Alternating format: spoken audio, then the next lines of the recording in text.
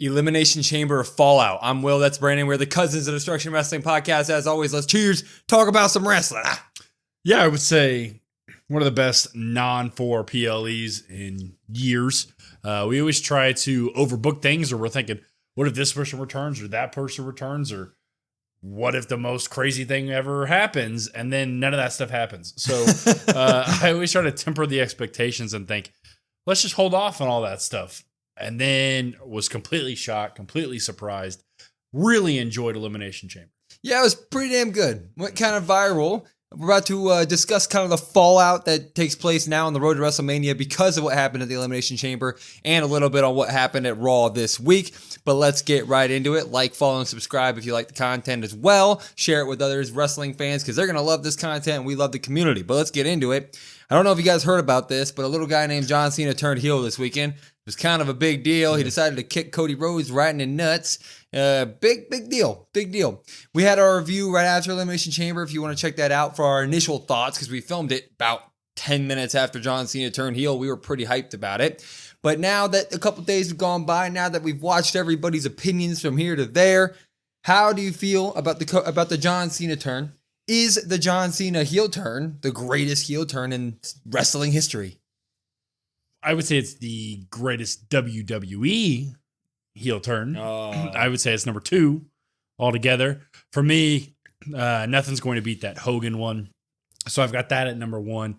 Got John Cena at number 2.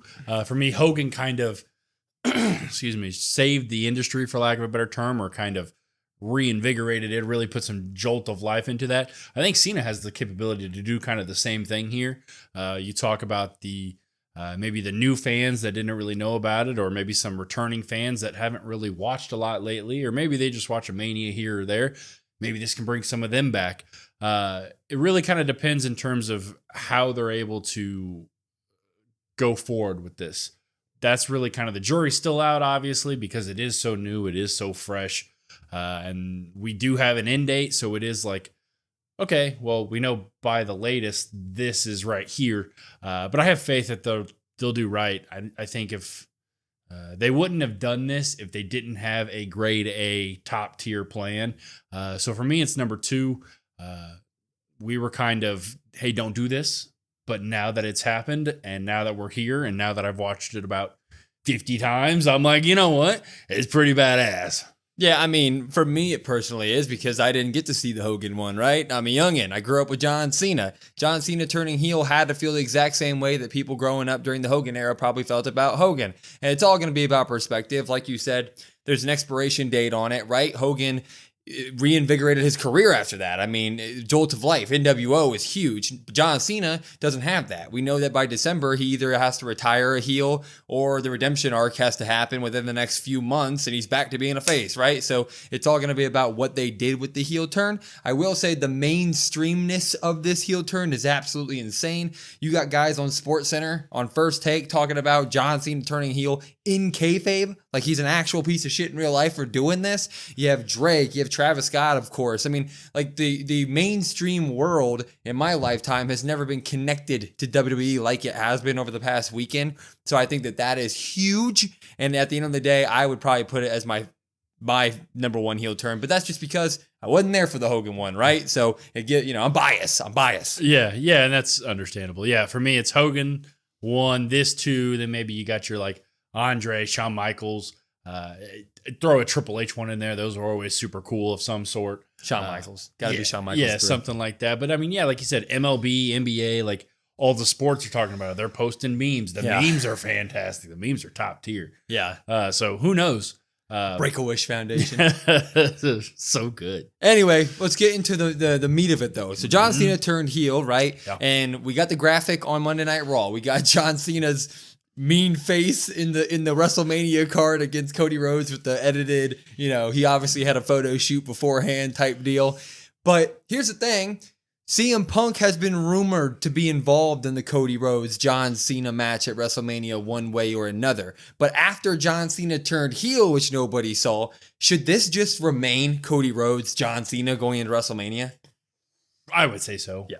I would think that this is the we kind of talked about it before the Cena stuff, obviously, like your super baby face of all time versus like the next generation John Cena.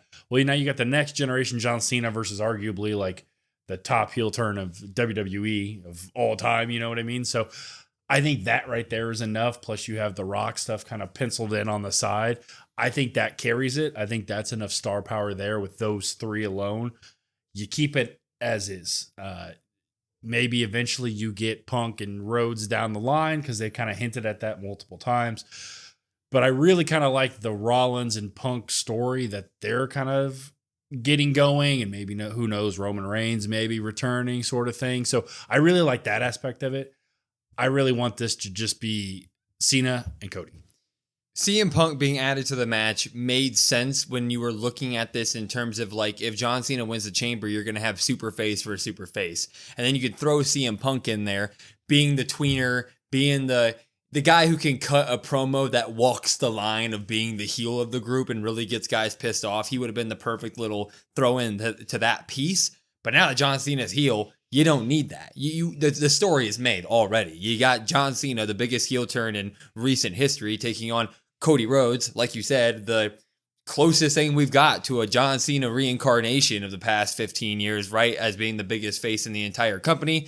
And then for that extra little oomph of sugar spice, everything nice, you are going to have The Rock lingering around the situation. You know, what does he do with John Cena, all that stuff. So I think no matter what, we should leave this at Cody Rhodes, John Cena, main event night 2, WrestleMania. I mean, come on, man. I mean, just saying it gets me hyped. Like, holy shit, that's going to be amazing, right? Yeah, it kind of writes itself. And then, you know, you look at the CM Punk thing, like he's obviously got other stuff to do. And while I kind of had just wanted the Rollins Roman thing, that doesn't really seem to be the case. And like, that is what it is. So you knew somewhere, like one way or another, you were getting a triple threat. I would rather the triple threat not be centered kind of around the title for me.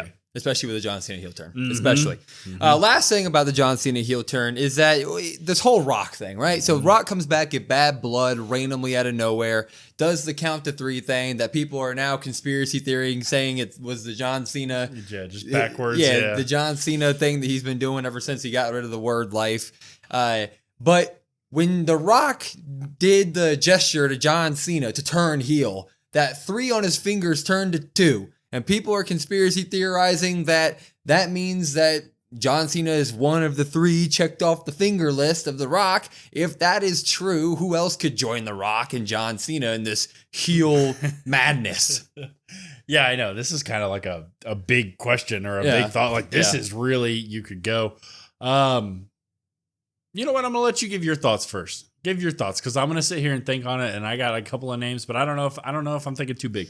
You know, when I was thinking about it, I was going, okay, so if John Cena turning heel is going to be your first card here, right? That means something bigger has to be at play. Jey Uso. Like, if this was John Cena's play the whole time, and if in kayfabe we are doing this whole thing of, like, obviously The Rock and John Cena have been in talks, best for business has been thrown out there a lot, then you would think that this was a bigger than 1 month long plan, right? John Cena lost to Jey Uso in the Royal Rumble. That can all of a sudden be spun to be like, no, we needed Jey to win the Royal Rumble. We needed Jey to go to WrestleMania and defeat Gunther. Now he's the champion as well. And The Rock's playing fiddle with 2 of the WWE champions come the end of WrestleMania weekend. So I'm thinking Jey Uso could be one of those guys. The last guy, I mean, throw up whoever you want. But the only guy that I can theorize right now is Mr. Jey Uso. God, that's really good. Yeah, I know. Because then you could bounce back to the Raw on Netflix with Travis Scott walking with Jey. Yep. And next time we see Travis Scott as The Rock, I mean, that sounds fantastic. That sounds damn good. Part of me, I guess, just because it doesn't make any sense, and it doesn't really need it, but just do CM Punk. Why not? Throw another big star out there, and he's somebody that you can you could see it happening. It kind of makes sense, even though, like, in the past, you're like, well, this doesn't make sense because he has issues with da-da-da-da-da. Well, he said he would sell his soul as well, so it's like, if John Cena can do it, I mean, nobody's really off limits at this point. And that would make sense because CM Punk has alluded to the idea of selling his soul multiple times.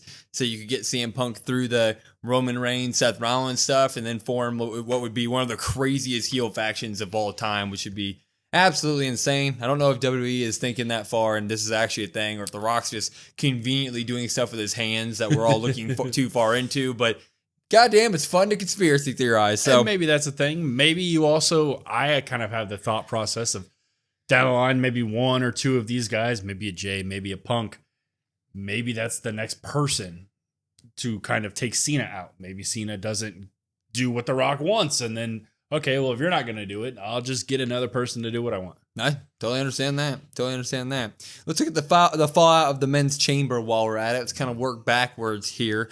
So earlier in the night, obviously, you did have CM Punk basically screwing, or Seth Rollins basically screwing CM Punk, right? At the end, he gave him the stomp, die, as Cena chokes him out, which, by the way, we probably all should have seen the heel turn coming, because when has John Cena ever just hopped on a situation like that and started choking a man out?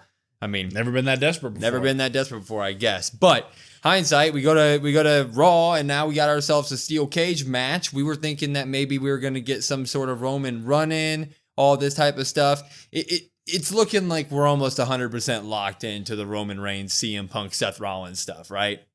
Yeah, I would say 98%.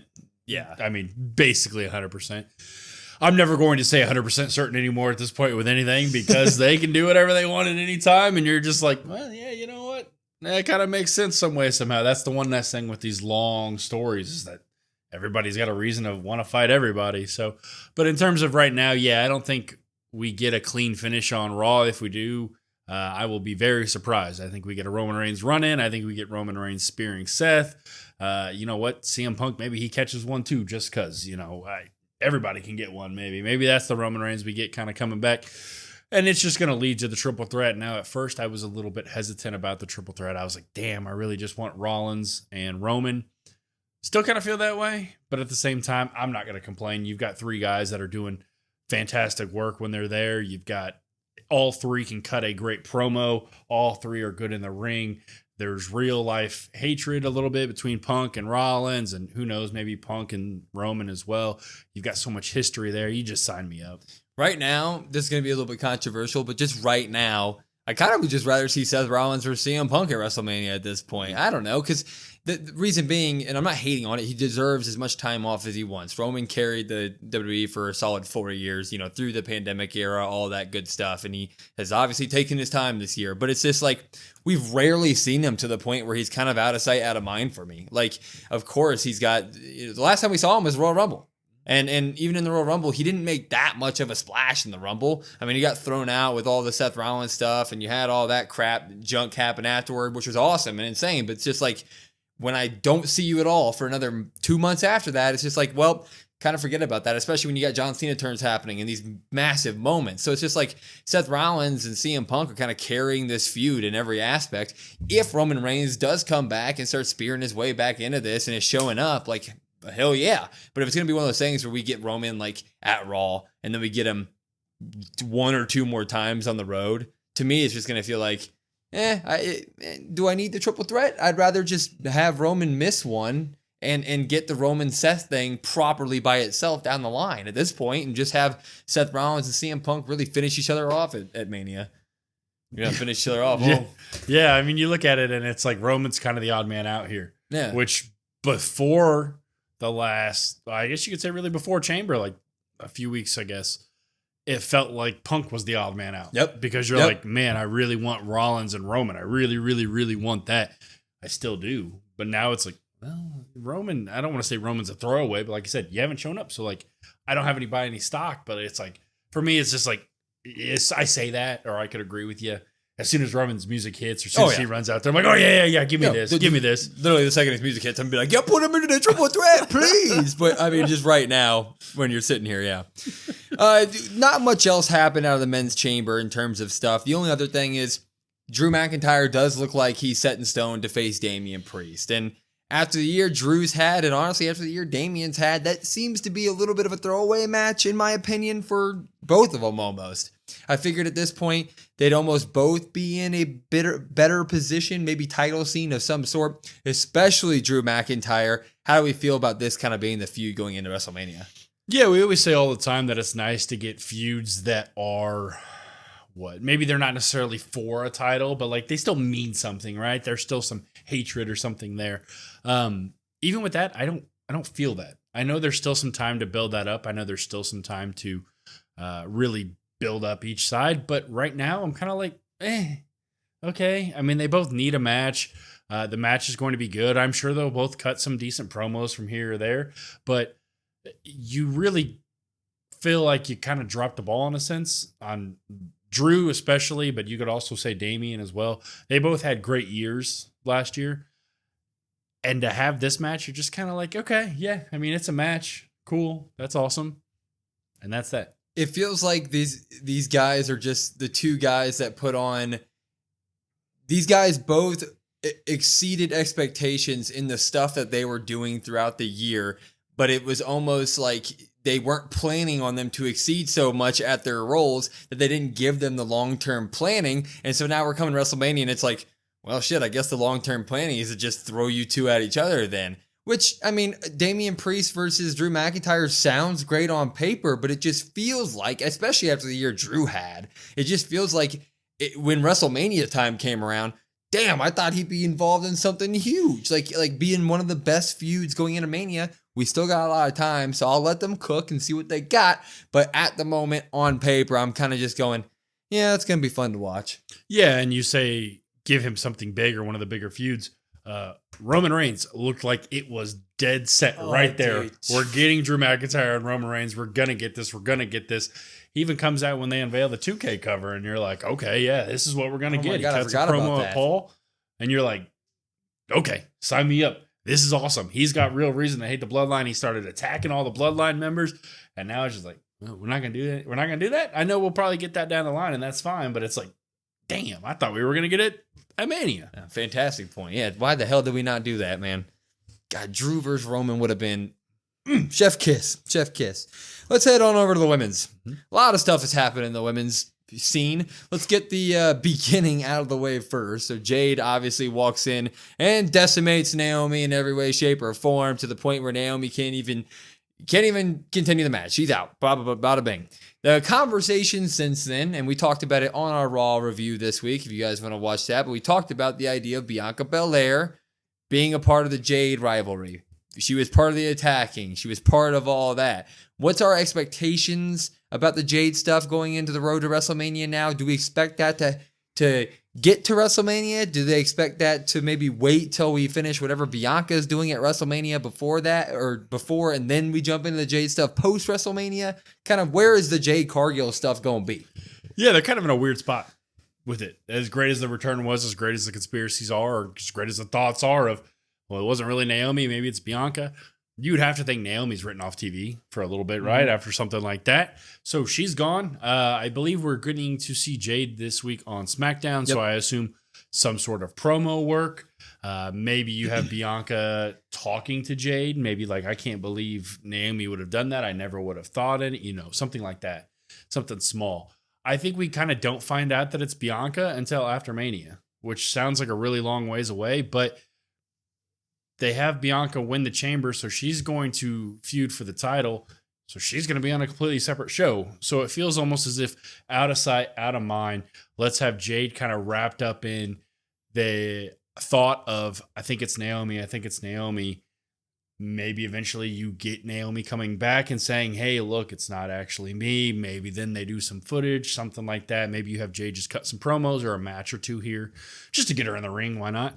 But I think you find out the big stuff happened after Mania, probably after Bianca loses, I would say. And then you have her kind of go back, and there's the answer. Yeah, I agree. I think it's going to be one of those things where on Friday we find out that Jade kind of has a memory of who attacked her. It's one of those cloudy, I don't really know. I think it was Naomi, but, basically I know it wasn't Liv, but and it was Naomi or somebody like Naomi, right? And the whole thing is going to be the cloudiness going into WrestleMania. I don't think that we're going to have like Jade versus Naomi at WrestleMania. I don't think that's what we're going to do. In fact, I don't even know if we're going to see much of Jade after this Friday. I think maybe she still has an injury of some sort, and they kind of are just setting the pieces here to play with. Eventually down the line, I'm with you. I don't think Bianca wins at WrestleMania. And then afterward, maybe we get Nick Aldis finding some more good footage, and it is Bianca who did it, right? Mm-hmm. And then we can really go into the Bianca Jade stuff post WrestleMania. Maybe that'll be like the running gag. They have Nick Aldis every couple of weeks. Oh, there's some new footage, and it's just not good footage. And then eventually they're like, "Oh, I got new footage," and then it is actually it's in 4K. You do see it, and you're like, "Oh, I would like it. Why not?" Yeah, it's great. Just do something cool. Fun WWE nonsense. Speaking of Bianca, she is involved in the women's title match at WrestleMania, which at the moment is now Bianca Belair versus Iyo Sky, your new champion, who pulled it off on Monday night, beat Rhea Ripley. Absolutely insane there. Triple threat's probably still going to happen on this one, right? We're probably still going to get Iyo Sky taking on Bianca Belair, taking on Rhea Ripley. She's going to find herself back into this one, right?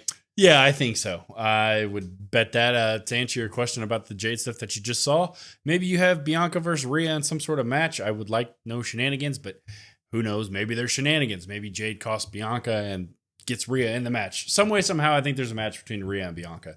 If Rhea wins, she's in the match. Probably going to happen. You probably get your triple threat. Kind of on paper, I know you were kind of hesitant about that, at least the triple threat thoughts. I think it's just going to be a classic 5-star match. You get your Rhea, Bianca. You get a little bit of taste about what it could be, how great this could be. Everybody wants that match. That's kind of the money match for the women's division. They're going to say, well, here's a little bit of it. There's a little bit of a taste, but you don't get the full thing yet.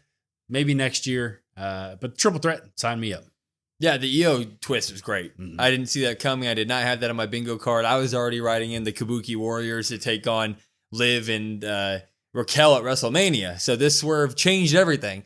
And I'm happy with it. I'm with you. I hope they do some sort of Rhea versus Bianca in order for Rhea to get back into this match. I mean, Rhea did gift wrap the title match to Iyo Sky, basically. So Iyo could also gift wrap it back to Rhea. And then Bianca gets involved one way, shape, or form for real there. And then, we just lead to the triple threat one way or another there. There's logic there as well. But I 100% think we're getting a triple threat match. But the Liv Morgan stuff is interesting here. So Liv Morgan, in order to get to the Elimination Chamber, had to beat Iyo Sky, which we all know ended up being the Rhea run-in that cost her. But Liv Morgan did technically beat Iyo Sky to get to the Elimination Chamber and have a shot at Rhea. Meanwhile, Iyo Sky defeats Rhea Ripley in this gift-wrapped championship match that she has. Is there any chance Liv Morgan gets pissed about this and finds a way to insert herself into the women's title scene and make it a fatal 4-way if we do get the triple threat with Rhea? No. No.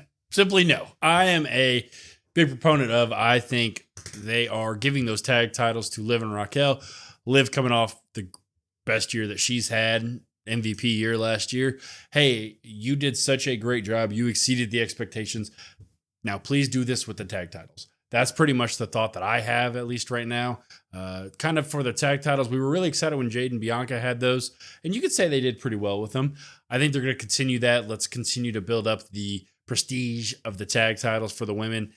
Liv, go do your thing. Make these fantastic. I think Iyo winning the strap makes this a more highly likely thing to happen. I think that we are going to get Rhea wanting some sort of number one contender match. And in order for that to happen, I could see some Adam Pearce, Liv, Rhea stuff again. And us try to get back to the title scene that way. And then, of course, we know that Liv and Rhea, they never end correctly. And then you end up having a fatal 4-way of some way, shape, or form. Liv Morgan has earned her spot in this type of match. Would I like to see it happen? No, actually. I'd rather her take the tag team titles at this point, stay away from it, let this be a triple threat match at the very least. But Liv is Liv. She's one of the most over women in the entire business. Having her in the main title match with Bianca, with Rhea, and Iyo would be insane. Yeah, for somebody that says they don't want to see it, you keep bringing it up a lot. Because logic. Well, it doesn't apply here. I pushed it over there. I said, Liv and any sort of Rhea, go over there. Triple H has been based. Stay over there. Triple H has all been based on logic. Stay over there. His reasoning and storytelling is logic. And if Iyo just gets to skip over the Elimination Chamber after losing an Elimination Chamber qualifying match, and then she wins it, I'm not gonna lie, I'd sit there and be like, well, what the hell? Why don't I get a match? That'd be me. And I ain't lived though. I ain't lived. Thank God I'm not. We're going to look more into it, though. Alexa Bliss, also in the Elimination Chamber. She is extremely over as well. Gets huge pops every time she comes out. Still happened in the chamber. But there is seemingly absolutely no Mania plan in sight for her at the very moment. what do we foresee happening with Alexa Bliss post-Chamber? She was eyeing the Naomi Jade stuff, the family turn, right, that happened there. Just what do you think is going to be Alexa's plan? Yeah, this is where I think you get the Liv and Raquel challengers. I know you're not a big fan of it, but I think we do get Alexa Bliss, Nikki Cross challenging for those tag titles. I do believe we get that. I do know that Uncle Howdy has been cleared to return, so I assume we get some more Wyatt 6 stuff in the making coming up as soon as SmackDown this week, hopefully, at least. So I think you've got 2 right there. You've got a tag team that you can put together versus Liv and Raquel. That's the route we go. Yeah, I mean, could I see it? Yeah. Would I like it? Hell no. I am definitely on the side of keep Alexa Bliss away from the Wyatt 6. Obviously, we already know she's going to be in the Wyatt 6, and I'll let them cook with it. Give them a chance, especially now that they're cleared for action. That makes it a lot more interesting to me because when this all started, it was like, well, when are we even going to see them again type deal. But Alexa Bliss and Nikki Cross, that does not sound interesting to me at all. We'll let them cook. That's all I can really say on it. I would like Alexa Bliss to be the goddess, start talking some smack, find a partner, and do it that way instead of being all spooky girl. But spooky girl is what we're getting, I guess. Mm-hmm. And you got to deal with it. And I got to deal with it. Mm-hmm. Randy Orton, he returned. There's not much talk about that. Of course, we're just going to wait for the punt to happen at WrestleMania, right? Yeah. Punt's happening at Mania. He going to kick Kevin Owens right in the dome, right in the Superdome. Yep. Gunther and Jey. I do want to talk about this because I've seen a lot of talks online about it.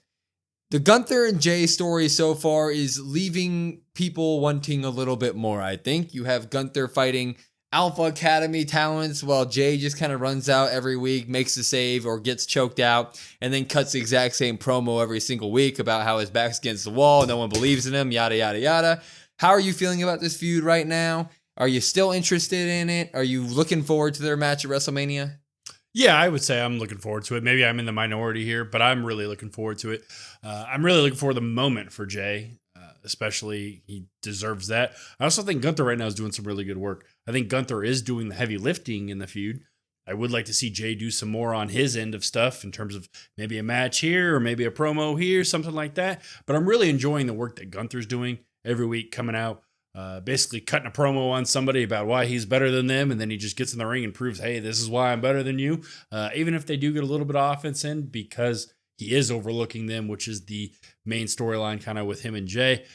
So I'm really enjoying this. Now, like I said, I would enjoy Jey do a little bit more, but hopefully we get that here coming up. Yeah, I'm with you on this. I like the Gunther stuff. I think they're telling a really good story there. I think you have to look past the Alpha Academy as just being the Alpha Academy dummies and look at the story that they're telling. These guys, quote unquote, suck, but they're able to get enough offense in to where they have a split second of hope in there. And that's the story that they're trying to tell with Jey. That's Jey's whole thing, is that he has a puncher's chance, a fighter's chance in this fight against Gunther. Now, I will say, I don't think what they're doing with Jey Uso is any good. I do think that him just coming out yeeting every single week is, I mean, I'm not the casual fan that just likes to see the yeet and that's that, right? I like to see a little bit more story-wise, and him doing the whole back against the wall thing. You won the Royal Rumble, right? You have some credibility in my mind. Like you're a previous Intercontinental Champion. You're a part of the Bloodline story. You've main evented WrestleMania. Like you're not just some bum off the side of the street. So I need Jey to start getting into the ring. I need Jey to start really cutting promos to Gunther's face, starting to get into better scraps with them. I need a little bit more from the Jey side of the story because I think what Gunther's doing is actually really good. Yeah, I get he's the underdog here and, the babyface fighting from under and nobody believed in me sort of thing. I understand that. It all worked for me to the Rumble. But now you did win the Rumble, and so I would like a little bit more, like you just said. You do have credibility now. You do have a leg to stand on. If people didn't believe in you then, they should believe in you now. Yeah. So it's kind of like, okay, you can't just keep throwing what you threw pre-Rumble into the post-Rumble stuff now. But yeah, as long as we get that, I'm good to go. Sign me up. Yeah, I definitely haven't given up on this at all. They're going to have 2 months to build up to it. You're going to have throwaway weeks, I think, and we're going to ramp it right up. It's going to be good stuff. Mm-hmm. But that is the meat of our new road to WrestleMania following the Elimination Chamber. Obviously, things can twist and turn whenever we want, or whenever they want, because John Cena's heel now, and so who the hell knows what's coming next, what other swerves we're going to have there. But This road to WrestleMania is looking really, really freaking good, man. Yeah, it's really good. They really reignited SmackDown. I mean, you look at the stuff, you look at the Jade return, SmackDown. You look at the Randy Orton return, SmackDown. You got Cody Rhodes getting attacked by John Cena, SmackDown. So it's like all the stuff that maybe people thought SmackDown was kind of lacking, they kind of just injected that and was like, here you go. What about all this stuff? So it's like, I'm bought back in. Yeah, I'm 100% bought in. We're going to look forward to it. But follow us on all of our socials at COD WrestlePod, COD WrestlePod. Listen to our podcast wherever you get your podcast at YouTube, Spotify, Apple, etc. And then, of course, we have live streams, including one tomorrow. It's going to be all day. It's going to be WWE 2K25 live stream. We'll be hopping on all day long. And then, of course, we'll be doing SmackDown after that. So be sure to look out for that and be there if you can. And then, of course, subscribe to the content, and share it with other people who might like this content, because we have a phenomenal community and we are looking to build it more and more and more. But I'm Will, that's Brandon. We are the Cousins of Destruction Wrestling Podcast, and we will see you next time.